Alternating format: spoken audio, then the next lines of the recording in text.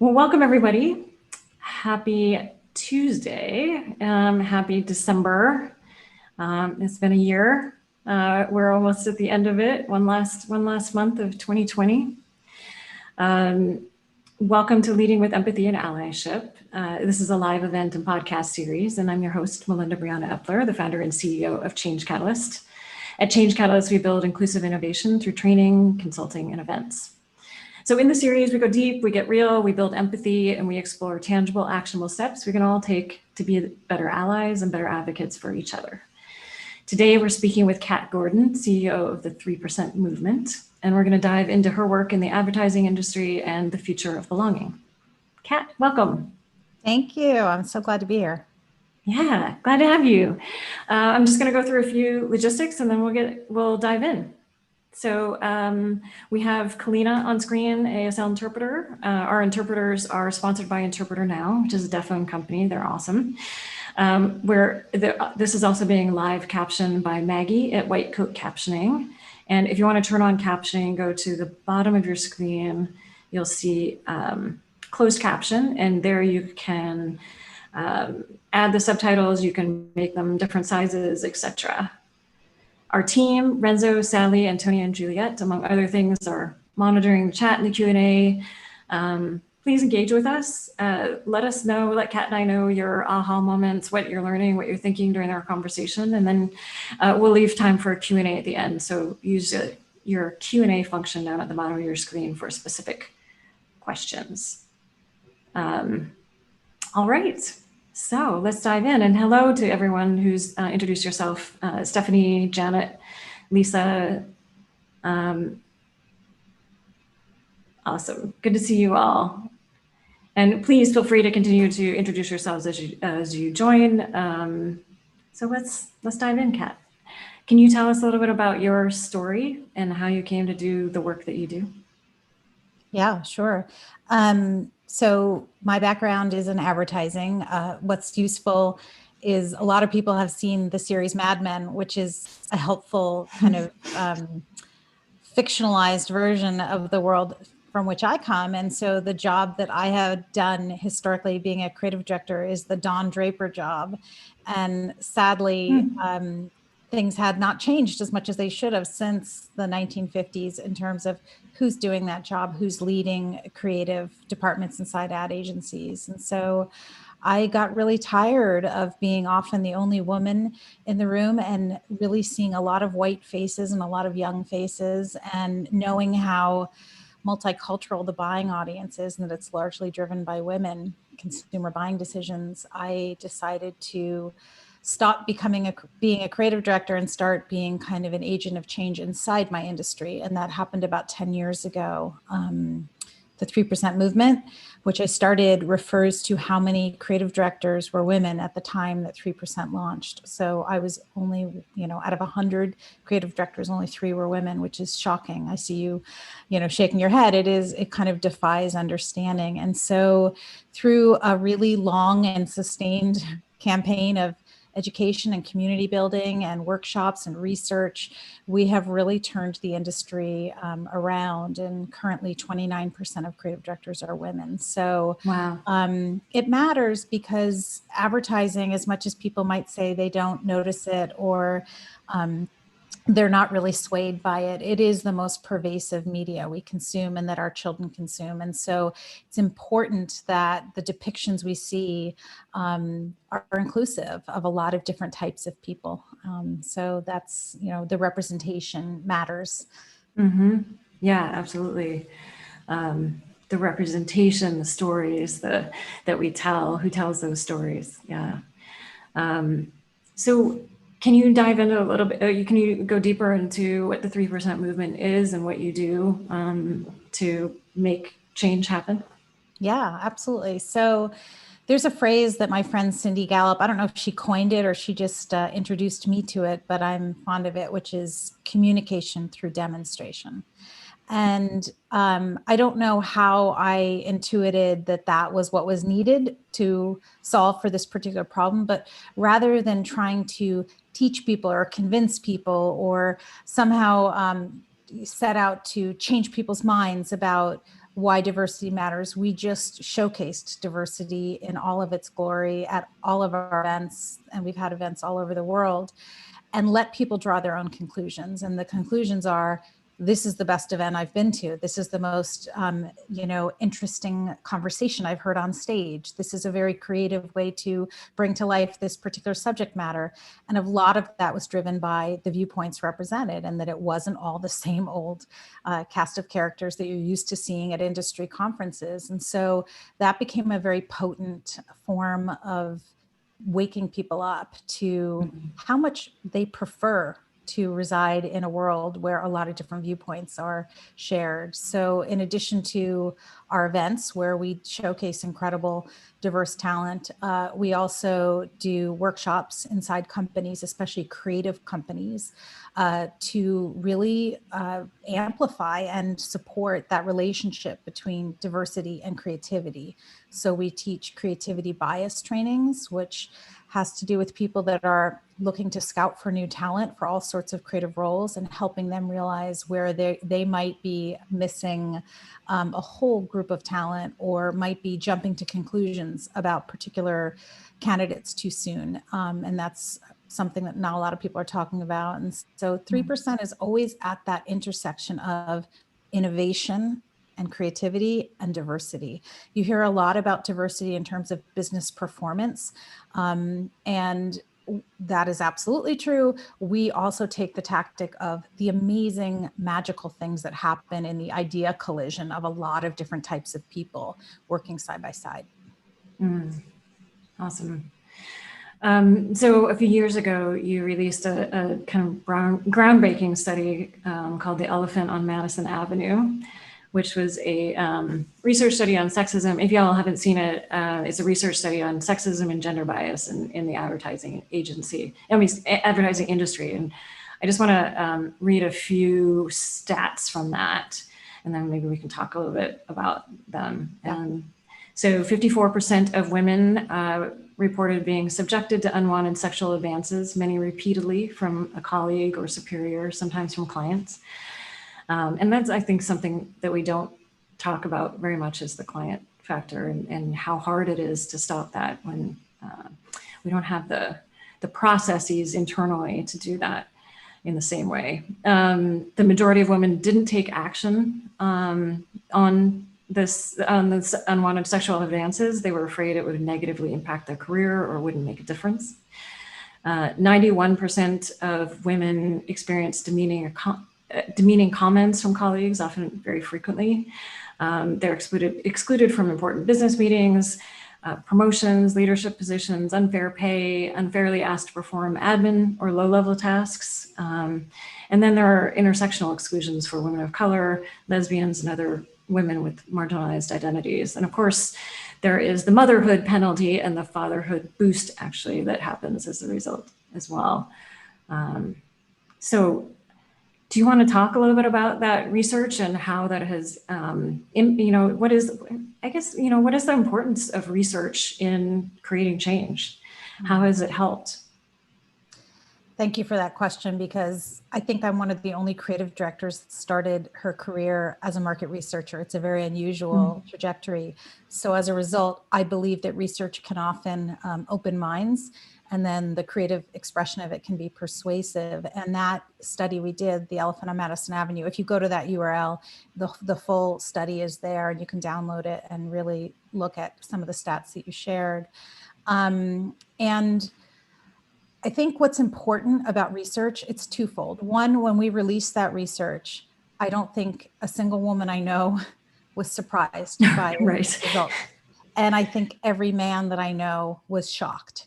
And so research can be helpful at making people realize that the lived experience of different communities inside one, whether it's a university or a company or a church or wherever, can be markedly different. And so it's a potent way to get people to realize what they don't know and what they need to get more curious around. And it definitely, we presented that research at Advertising Week in New York City, and it was standing room only. I mean, people really were eager to understand the breadth of this data and what it meant, and also the action items around it. And so it's super important. And then it's also one of the other tactics 3% has taken in doing our own research is it's super helpful when something happens to have research to give context to it. So right after that research was released, there was a major Me Too experience in our industry at J. Walter Thompson that was in all the headlines, and it was filed in a public court in New York, so you could read the whole thing online. And people were commenting like, oh, well, that's just, kind of an outlier, and there's not that many bad apples. And the Wall Street Journal called us, and we had definitive recent proof that this was not an isolated, this was a systemic problem, a long-standing problem. And so research can also be helpful in those, so to make sure that particular things that are happening in the news have context for how widespread they are. And so that was another kind of benefit to having that research in our back pocket. And it's funny that we're talking about this because a week from today, we're going to be screening a new documentary on the subject of sexual harassment. It's called Nevertheless.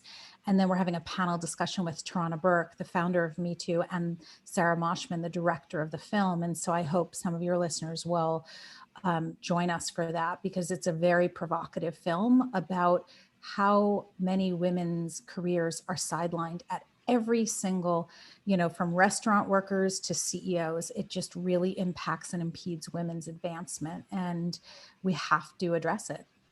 Yeah. So one of the things that I know you're really passionate about in the work you do is really focused on belonging. And I just want to make clear to everyone that, belonging, we're talking about, we might be talking about gender, but we're talking about intersectional gender, where, and really belonging is about radically including people across race, ethnicity, gender, disability, religion, age, and there's a lot of age discrimination, and particularly against women, at least in the tech industry, and I assume in the advertising industry as well, in most industries. The whole LGBTQIA community, veterans, et cetera, lots of marginalized identities that are a part of being women. So what does inclusion mean to you? What does radical inclusion mean to you? How do we create those environments in the workplaces that are radically inclusive? Yeah, that was the title of our conference this year, was the radically inclusive future of work. And there's a host of reasons why I personally care about belonging and inclusion. Because of my background as a creative thinker and an innovator, I'm very aware that if you don't have a sense of psychological safety and belonging, you really can't create. Creating is a vulnerable act. You're sharing a piece of yourself. You're incubating an idea in front of other people. It's a very vulnerable kind of act. And Brene Brown has talked about that in her research, that a lot of people remember being shamed as a child around something creative that they did or didn't do, boys that were discouraged from singing or acting because it wasn't considered masculine enough, or art projects where someone took some creative liberties and the art teacher wanted them to, stay on kind of on project in a very limited way. And so I'm really excited about the future of society and the world when we can create psychological safety for everyone, because then the ability to reach the depths of what you're able to contribute goes up exponentially. I mean, whenever people talk about the future, it's always about tech or AI or space travel. And I just firmly believe that the most ancient premise of belonging is the thing that's going to unlock incredible innovation, the likes of which we've never seen and which the world sorely needs right now. There's so many systems in need of reimagining, and it will take all of us. So often when you hear bring your whole self to work, I kind of grimace at that phrase, because it seems a platitude that misses that there are so many systems at play that make that impossible or really challenging or even sometimes dangerous for certain communities to do that. So I love, I mean, even just this short while I've shared with you, there's so many things you're signaling belonging to a host of people through how you host this podcast, and even people's pronouns being included. And the longer I do this work, the more I'm amazed at all of the ways we signal or don't signal that people belong. I mean, I wrote something recently and someone very gently on Twitter called me out for using the term a blind spot, that someone had a blind spot, and they said that's ableist language. And I thought, never thought about that. Thank you for bringing that to my attention. And the goal is to get everyone to a place of not of reactivity around that. I was thankful that someone brought that to my attention, and now I'm telling you so that others might think, oh, I've used that term, or even that something's tone deaf. That's also similarly kind of ableist language. So these are all the small things that finally we have a spotlight on, and people are aware. Everyone has been othered at some point in their life, even white men, even cisgendered white men, able-bodied. Everyone has had an experience either of ageism or maybe they grew up with a lisp, or they grew up outside the US and moved here, or everyone's had a time where they didn't feel they were part of the in group, and they know and they remember in their body what it felt like and how they didn't feel they could contribute fully and be at ease and at peace in the setting of school or wherever they were. And that's a really valuable thing for everyone to have experienced, because then they can imagine and invite other people to share their experiences and try to be an ally around creating atmospheres where people feel that psychological safety. Yeah, I mean, you touched on a lot of things there. I think one thing that companies often want to jump straight to, well, how do we just create a culture of belonging? And it starts with psychological safety. You have to start there. You have to start with, do people feel safe to be who they are? I won't say their whole self, because there's a whole other kind of argument that you don't necessarily need to bring your whole self to work, and maybe you don't want to bring your whole self to work, but the pieces of the work, bring yourself to work and really be free to be who you are. And that means not covering a piece of your identity. That means not code switching, not feeling like you have to be somebody different at work than you are at home, and really covering up pieces of that identity. It means really feeling like you're able to jump in, take risks, and really, and share your ideas. There's so many places where sharing your ideas can be hazardous, and obviously the creative space that you're working in, advertising agency, like tech industry that I'm normally working in, Karen is normally working in as well, is also in tech is incredibly important to create that psychological safety, because that's where the benefits of diversity happen, is when everybody can bring all of their experiences, their identities to creativity and innovation. Yeah. So what are some of the things that companies, a lot of people that are tuning in to the podcast, that are attending live, are interested in really working internally in their companies to create change? Are there some things that you recommend to your clients to really foster that feeling of belonging, to foster psychological safety and belonging?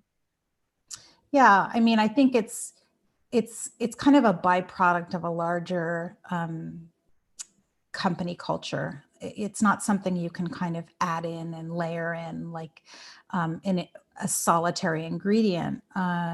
One of the things that 3% is known for is our lists of microactions. So on our website, we have several lists you can download and share that are, we just released one in coordination with our July event that was 50 things you can do towards a more anti-racist workplace. You'll notice we didn't say an anti-racist workplace, because that's almost impossible, that there will be zero, residue of any of the isms, but you can still aim to have the most accepting and open workplace possible. And these are small things that when they're done, I call them doable doses, just small things that signal belonging or not belonging. And same, we have one for working parents. I know you and I talked, Melinda, about what's happening now with COVID and the Zoom kind of reality. I have a very real fear, and this is something that maybe companies could be thinking about, that the motherhood penalty, which you referenced earlier, and the fatherhood boost, for anyone who doesn't know, that means that when women become mothers, working women are deemed by both men and women to be less competent and dedicated to their jobs, regardless of their performance. It's just this literally a bias that we have, that women are distracted or their attention is elsewhere on their children, whereas men, the opposite. They're considered more competent and proficient once they become dads. And so I have a very real fear in this moment that because so many working parents are working from home with zero safety net, they don't have school, they don't have nannies, they don't have grandparents to help out. Their colleagues are seeing what might be construed as working from home, which is something that a lot of mothers and dads have been asking for a long time. This is not working from home. This is working from home in an absolutely impossible situation where society has failed us. And I'm nervous that the motherhood penalty is being reinforced with every Zoom call where a child is either there or interrupts or needs something, or the mother is, attends to the child at a particular point. And so these are conversations. I think so much of belonging is about having the courage to ask and engage your employees in ongoing conversation about what's working for them, what's making them anxious, what do they need. There was just a study that during COVID, since COVID began, there's a 67% increase in employees' desire for more regular feedback. That's a really interesting stat. What it suggests is that in the isolation of not seeing people, people get anxious about how their performance is being perceived. Knowing that is the beginning of great leadership. Knowing that is the beginning of cultures of belonging.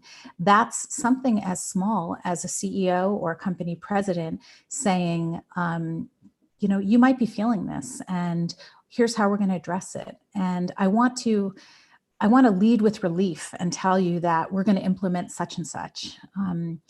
It's amazing. I mean, I can almost feel myself exhale at those words, like your shoulders drop a little at like, I'm being heard.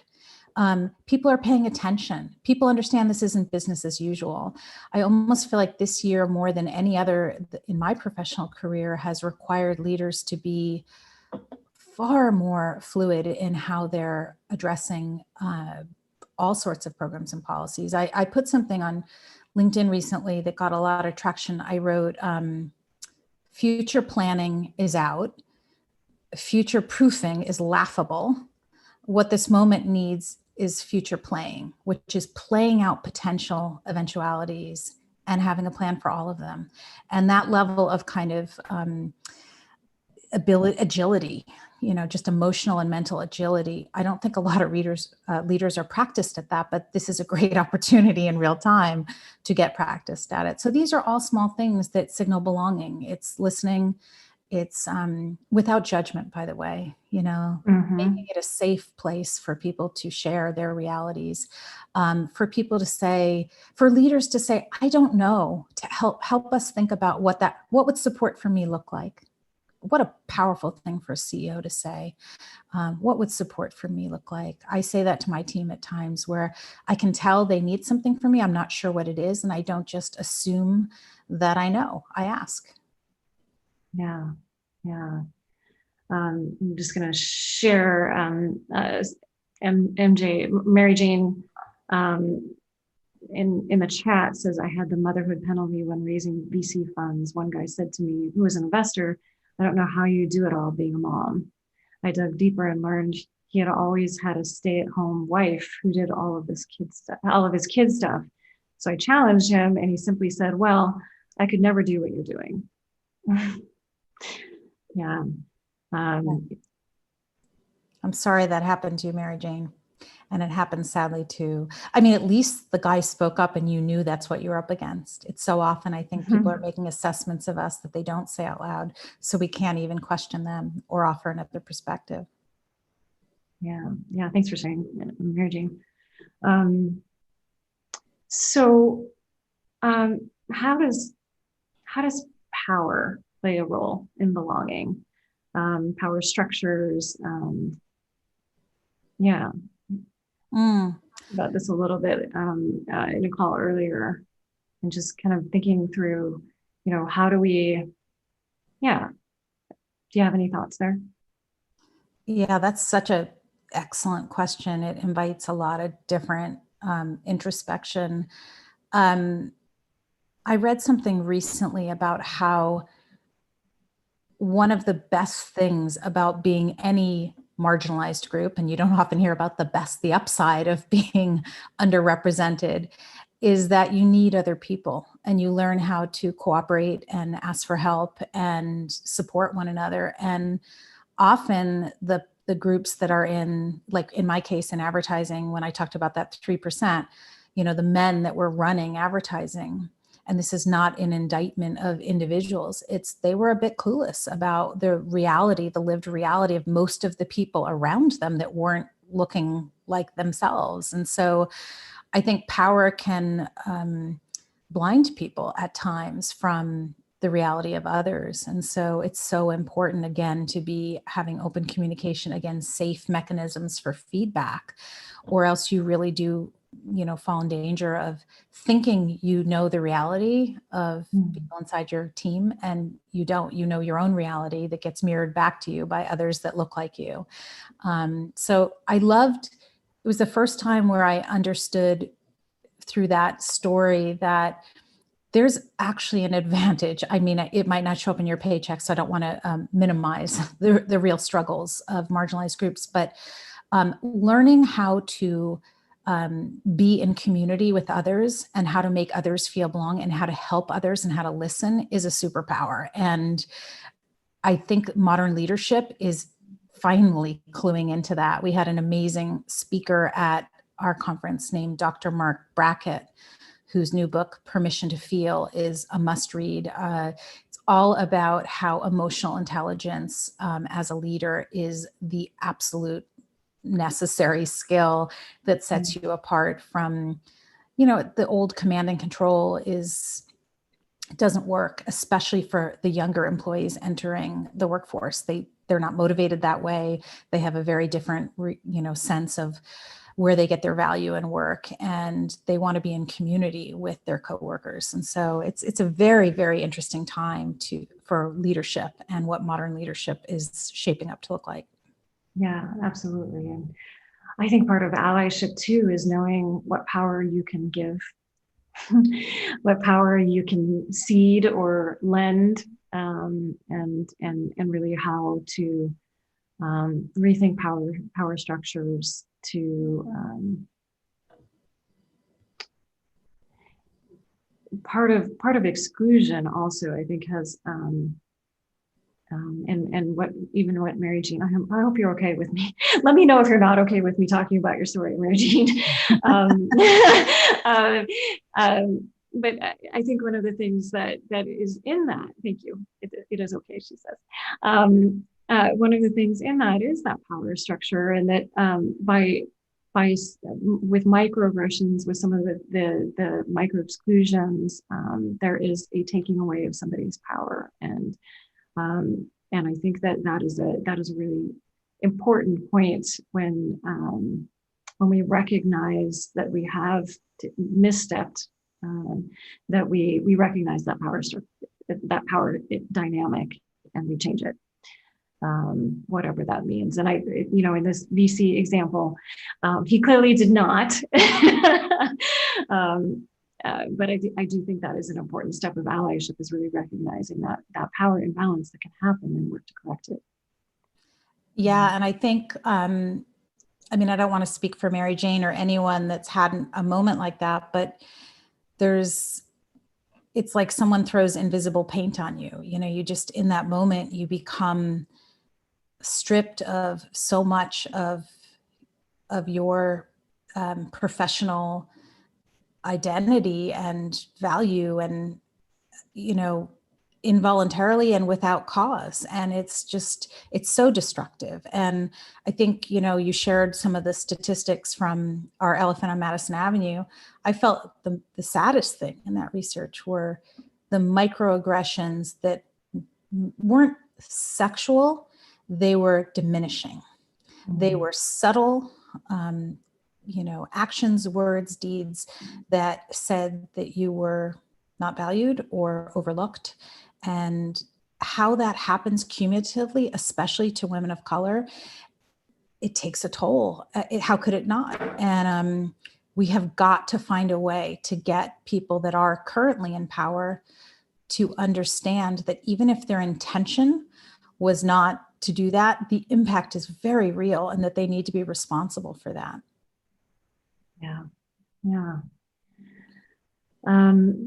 So what does the future look like where we focus on belonging? How does that change the future? What does the future look like that has belonging at its core in the advertising industry, in the tech industry?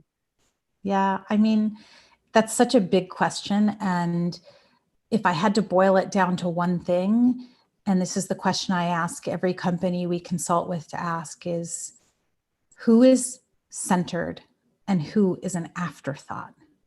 And to apply that question to every single thing in your office, from what hours the office operates to what temperature the office is set at. Is it cold? Is it hot? According to whom, whose body type? Do you have social gatherings that always involve alcohol? If they always involve alcohol, do they also involve other cocktails or non-alcoholic beverages? All of these tiny, tiny choices that get made often by default.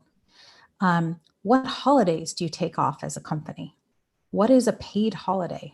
That is incredible signal to your people about what your values are. And so belonging is not one question or one pursuit that you set out in a manifesto style way. It's a series, it's an ongoing exercise of asking who is centered and who is an afterthought, and applying that to every single choice your company is making.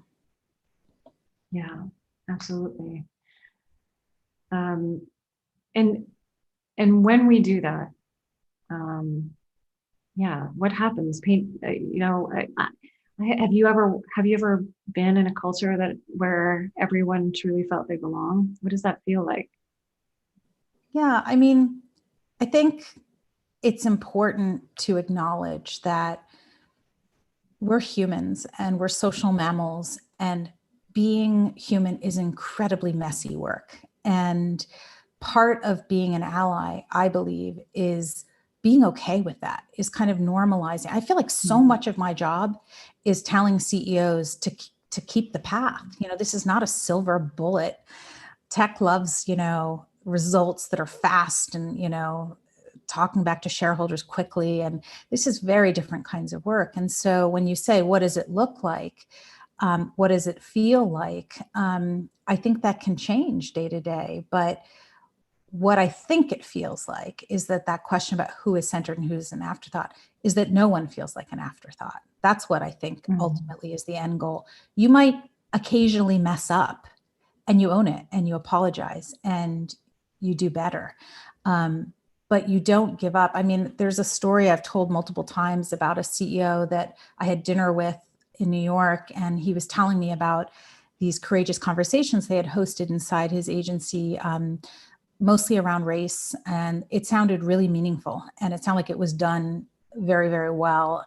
And so I was commending him for, convening these gatherings. And he turned to me and he said, but Kat, in our exit survey, 30% of our people said they thought we went too far.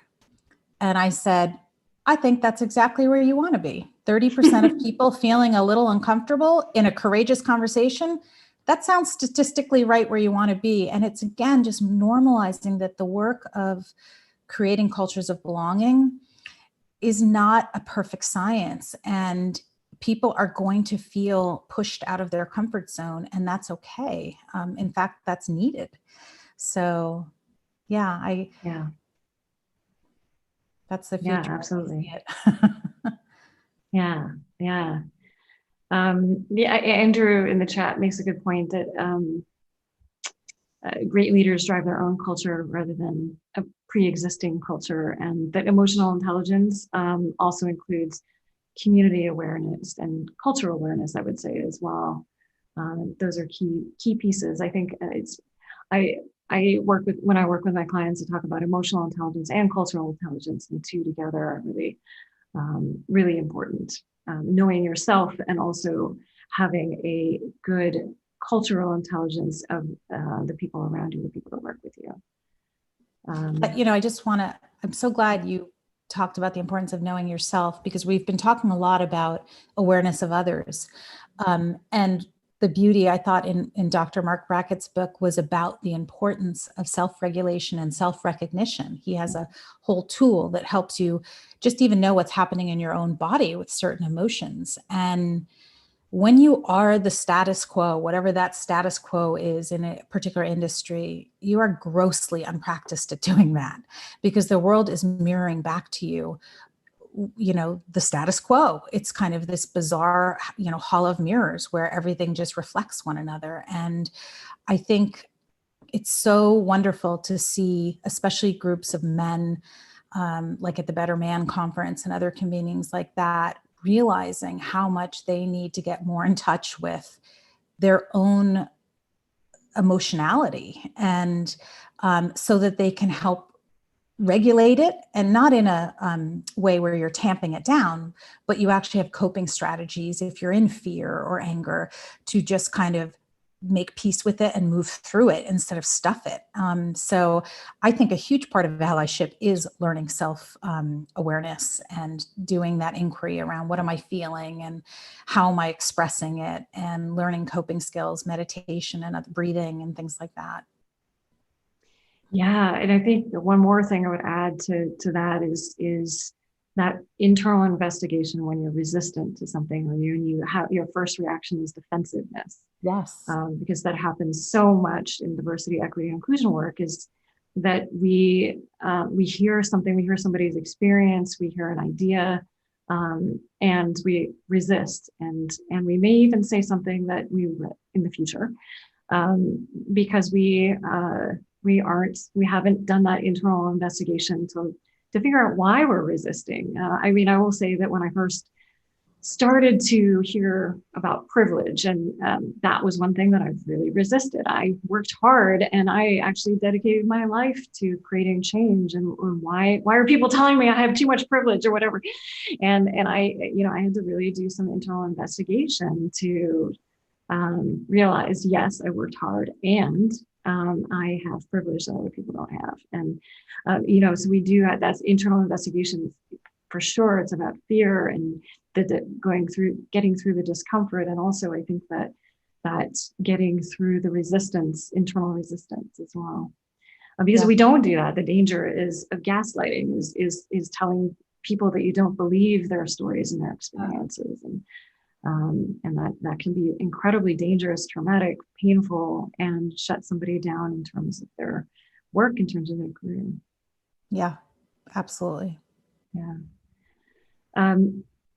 So as you think about allyship and advocacy, and being an ally to other women, what are some of the things that you think about as you do that work? What are some of the things that you kind of keep in mind as you're doing your advocacy work and making sure that you're being a good ally for different people? I ask a lot that question. I told people earlier, what would support for me look like? I don't presume to know where I can apply my muscle or my access that would be most helpful. I ask. And another thing, whenever I do spend time either mentoring or otherwise guiding someone, no matter who that someone is, I always conclude our exchange with, who can you help? Who's looking to you, or who might need you to open a door? Because I think so often we think that until we have a certain level of access or influence, we're not particularly effective at supporting others, and nothing could, I mean, I ask students that come to our event, I ask them that. I mean, it's never, you're never too young, you're never too, your job title is never too small for you to be able to help others. And so a lot of what I do is try to, I think the thing I most love about my job and about, I think the way I'm wired as a person is I see potential in people often before they believe it in themselves. And so that is a beautiful lens to look through the world at, because it's everywhere. And when you see someone and they have a particular gift that might not be something that's normally prized in a corporate setting, but you see the value of it, and to make that person aware that that is unique to them and special and valuable, and how to amplify that. I think that to me is my kind of fastball in terms of how I try to show up an ally, is to really pay attention to what's unique about people and how they have a gift that others might not, and how to get it noticed. Yeah, yeah. We'll jump to questions in just a minute. If anybody has questions, I see a few who have come through. If you have questions, put them in the Q&A so I can find them easily. So as you have gone through your life, can you remember a time or a couple of times where allies have been really important in your career?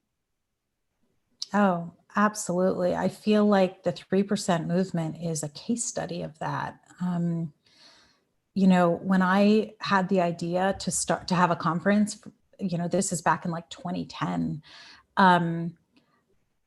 There's so many factors about me as a person that made me, in my own mind, be the wrong person to do this. I was not a household name creative in the ad industry. I've never made a television commercial. Like, I didn't have this kind of incredible, I've won a couple industry awards, but I was kind of a quiet, freelancer. And I reached out to the small network I had, and they introduced me to other people who saw the value. Like I just said, they saw the potential in me, and they opened doors for me. So people like Nancy Hill from the 4As, I didn't know her. Someone introduced me to her. We were on the phone for an hour. I was telling her what I wanted to do and why I thought it was important. And at the end of that call, she pledged some money to help make that first event happen. And we now have an award named after her that we give to women who help other women, because literally 3% is only what the force it is today because of allyship people took to me at a time when I had a crazy idea and no funding and wasn't in the event space. And there's so many things about it that were crazy. But I had a real passion for it. And so, yeah, I'm incredibly thankful to those early supporters of 3%. Yeah, awesome. And we actually did an episode. I talked with Brenda Darden Wilkerson from Anita Borg, Anita B, back in episode 13 on women championing women. If anybody wants to go back and kind of look at that, listen to that, that is there. We had a great conversation going deep into that. Shireen asks, do you believe that women of color should be centered in a company, particularly a tech company who rarely hires them? Hiring is one thing, but keeping them is another. Yeah, hell yeah. I mean, I don't know how many of you have heard that, if you ask and engage Black women in every aspect of your company, it's like, it's the best indicator for the health of the entire organism. Because if Black women who have experienced sexism and racism, like the double whammy, if they are involved in ensuring that who is centered and who is an afterthought is infused in everything you do, I can think of no greater investment than giving Black women not only a megaphone or a microphone to talk about what's happening, but put them in leadership where, I mean, Black women are the most educated demographic in this country right now, with the highest stated desire to lead.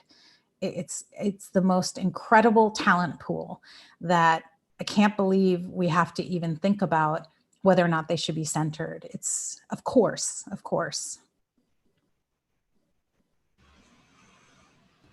Stephanie says, I love your term, courageous conversations.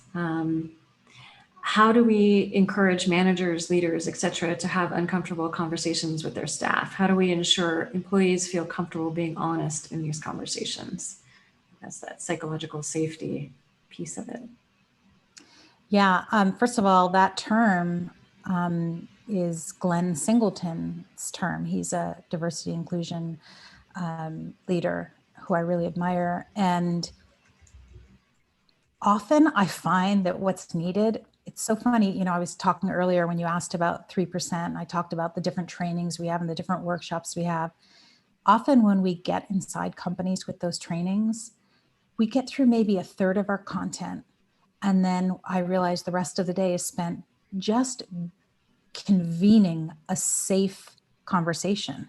The fact that I'm in the room or someone else from my team is in the room, and that we've built a calm, open forum for people to share, and that we are there as kind of an oversight, you know, a third party that's trusted and safe.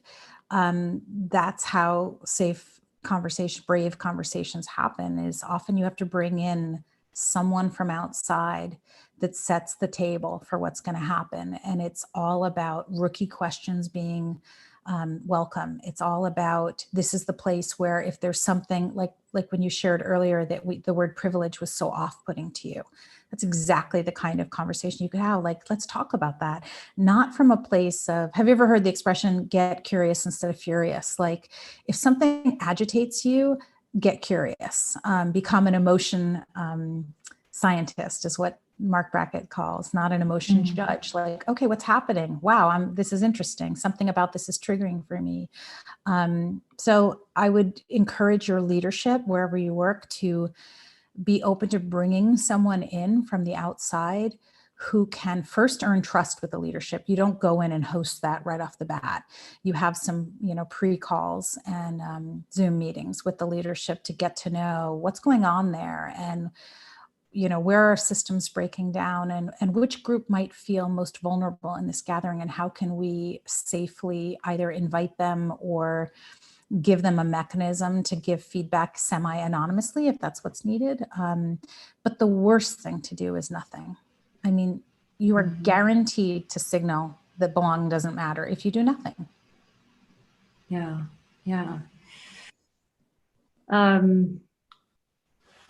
Let's see. We have an anonymous attendee that has asked about multi-generational belonging. And it happens a lot in the tech industry where women over 40 or definitely over 50 feel excluded. And there's a lot of, the EEOC has brought a lot of cases around age discrimination in the tech industry in the last few years. So the anonymous attendee says, I am seeing more older workers, 50 plus, especially women who have lost power as they have raised children, being pushed aside or left over for the so-called next generation. It seems like there's really no on-ramp to get back on the leadership path. Any thoughts there?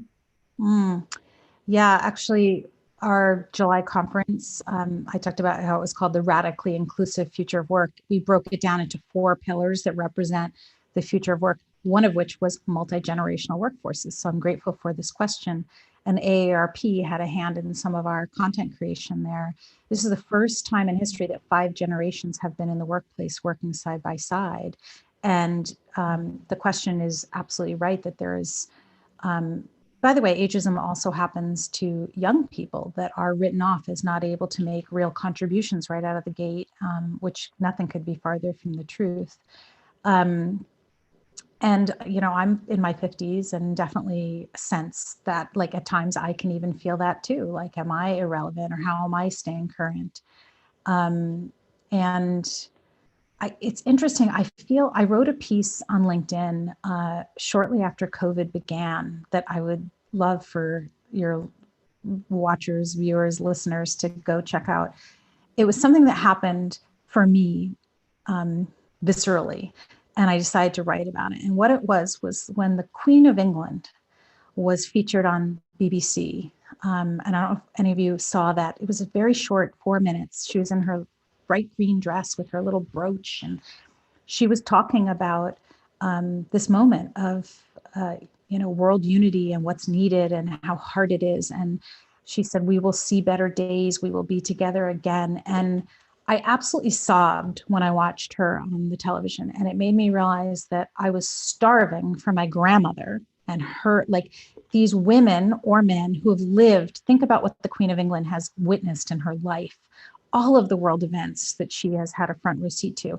And there was something about her words that were so comforting in that moment to me as a person. And so I wrote this piece on LinkedIn, and I interviewed 6 friends about their grandmothers, like, kind of, what would your Nana say right now? And everyone to a one said they've been thinking about their grandparents more than ever during COVID. And so I think there's something about this moment that I'm hoping reinforces that with age and with experience comes unbelievable insight, and that you can't negate that. I mean, especially in advertising, they say that advertising eats its old. Like, it's such a kind of age glorifying industry.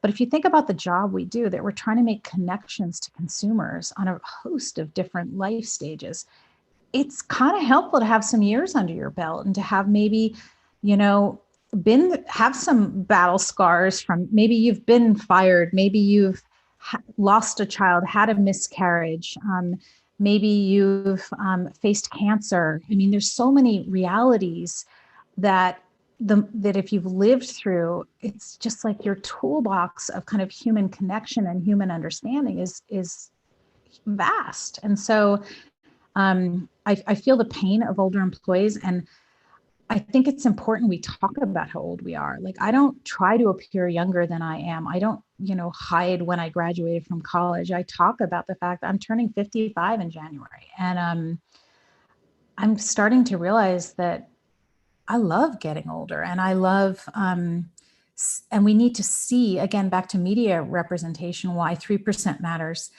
We need to see older people in advertising. I think part of the reason I love to watch British BBC series is because they have a lot of older characters that aren't overly plastic surgeoned. They look beautiful and they're aging. And so I think just even our depictions of who we revere in society needs to include elders. We'll share resources in the follow-up email to anybody who's joining here, but also on our website and our podcast too, so we can share the resource, share your blog post. I have a old friend, Marisol Villanueva, who has done a project for the last 20 years on grandmother's wisdom. It's an incredible, they shared stories, it's documentary, they do gatherings as well. They're Indigenous grandmothers from different places across the US. I would love to watch that. Yeah. So I'll share that as well. They also have an Instagram account, which is fantastic. So I think we have time for one more question. Well, really quickly, Karen has a question. Do you remember the research you mentioned earlier about 67% of employees want more regular ongoing feedback? Yeah, that's from Life Labs Learning. Awesome. And then Jamal asks, well, first I have a question. And do you have a better term for blind spot? Is it like gap? Some kind of learning knowledge gap, maybe? Yeah, exactly. Yeah. Or unawareness, I guess. Yeah. So Jamal asks, what are the ways we can educate people, especially the older generation, on recognizing those without having them pointed out? I'm trying to understand. Recognize or recognize those gaps. How can we help people? How can we help educate people on those gaps in their understanding and knowledge? Yeah. I find a really effective way is to, again, the word curiosity is such a good reminder, because if someone says something that you think shows that they have a lack of awareness about something, yes, you can call them out on it. And sometimes you should, especially if it's really blatant and in front of others. But questions are so powerful. What do you mean by that? Tell me more about that. Why do you think that? What, can be really, it forces them in a way to do the work right there on the spot of questioning their own thinking. So that's, and it's, there's nothing wrong with a question. What did you mean by that? I mean, it's a pretty neutral question. Yeah. Yeah. And Karen, thank you. Blank spot. That's perfect. Blank spot. Very cool. All right. I think that's all the time we have. This has been awesome. Thank you, Kat. I've loved this conversation. My pleasure. Thanks so much for coming, tuning in. Yeah. Yeah. Appreciate everybody's questions. And there was a question that Kat asked earlier that I want to leave you all with, which is, who could you help? Who could you help with coming away from this? Who could you help? What can you do next? And for whom? So thank you again to everybody for your great questions and your chats. Really appreciate that. Join us each week for Leading with Empathy and Allyship. You can learn more about what's coming up at changecatalyst.co/allyship series. And please do subscribe to the podcast and the YouTube channel and give us a review or a thumbs up, depending on what platform you're on. And then share this so that we continue to have this ripple effect from here. Yeah. Appreciate you all. Happy December. Thank you again, Kat. Thank you. And we'll see you next time.